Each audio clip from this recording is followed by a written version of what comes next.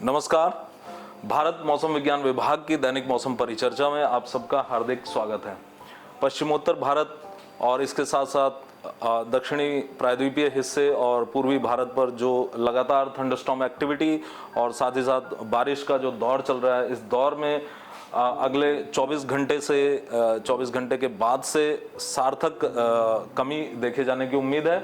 जहाँ तक पश्चिमोत्तर भारत की बात है तो जो कल पश्चिमी विक्षोभ था पश्चिमोत्तर भारत पर, उसके वो आज थोड़ा सा दुर्बल हुआ है। वो पहले हमारे 400 एचपीए की मिलीबार लाइन तक, वो मिलीबार तक जा रहा था अपर ट्रोपोस्फियर में, लेकिन आज उसका जो वर्टिकल एक्सटेंशन है, उसका जो ऊर्ध्वाधर उसका जो प्रसार है वो थोड़ा सा कम हुआ है और आज हम उसे केवल 700-600 एचपीए तक की ऊंचाई तक देख पा रहे हैं। तो और कल उसके और अधिक दुर्बल होने की संभावना है, जिसके परिणाम स्वरूप मध्य क्षोभ मंडल में हमें उत्तर पश्चिमी हवाएं देखने को मिलेंगी और फिर ये कल के बाद उसके अगले दिन से फिर इन हवाओं में और ये हवाएं निम्न क्षोभ मंडल की तरफ भी बढ़ेंगी, लोअर ट्रोपोस्फियर की तरफ भी बढ़ेंगी और फिर से एक बार पश्चिमोत्तरी हवाओं का दौर देखने को मिलेगा। हालांकि ये जो हवाएं हैं ये ज़्यादा दिन नहीं टिक पाएंगी और फिर से हम जैसा कि देख पा रहे हैं कि 6 तारीख से फिर से एक और पश्चिमी विक्षोभ 5 तारीख की रात्रि से पश्चिमोत्तर भारत को प्रभावित करने वाला है। हालांकि यह पश्चिमी विक्षोभ मॉडरेट कैटेगरी का होगा और इसके परिणाम स्वरूप केवल छिटपुट स्थानों पर हल्की वर्षा पंजाब, हरियाणा और राजस्थान में, और इसके साथ ही छिटपुट स्थानों से लेकर कुछ स्थानों पर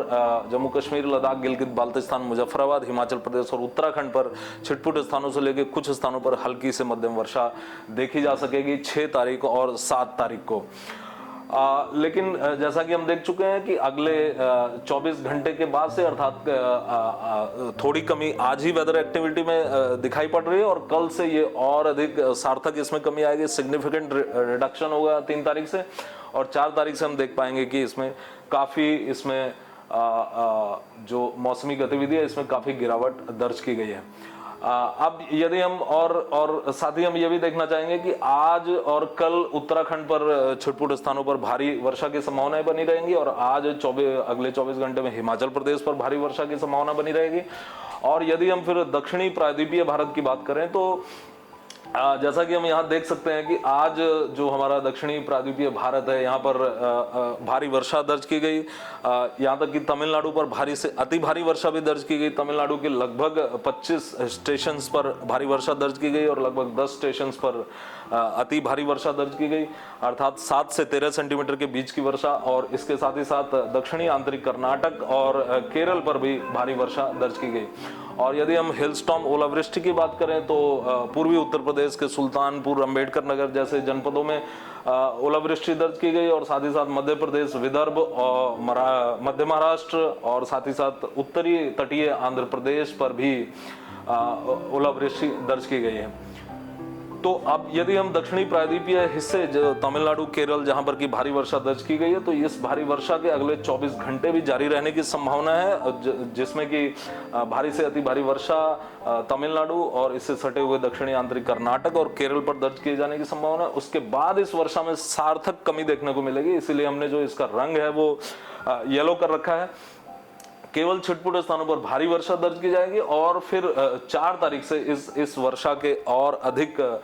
इसमें रिडक्शन की, इसमें कमी होने की संभावना है। और फिर हम जब 6 तारीख की तरफ जाएंगे तो हम पाएंगे कि पूरे देश पर प्रायः किसी भी तरह का एक्टिव वेदर सिस्टम नहीं प्रभावित कर रहा है, सिवाय उत्तर पश्चिमी भारत के, जिसकी हम अभी चर्चा कर चुके हैं कि जो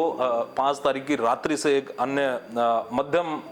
कोटि का, मीडियम कैटेगरी का एक पश्चिमी विक्षोभ फिर से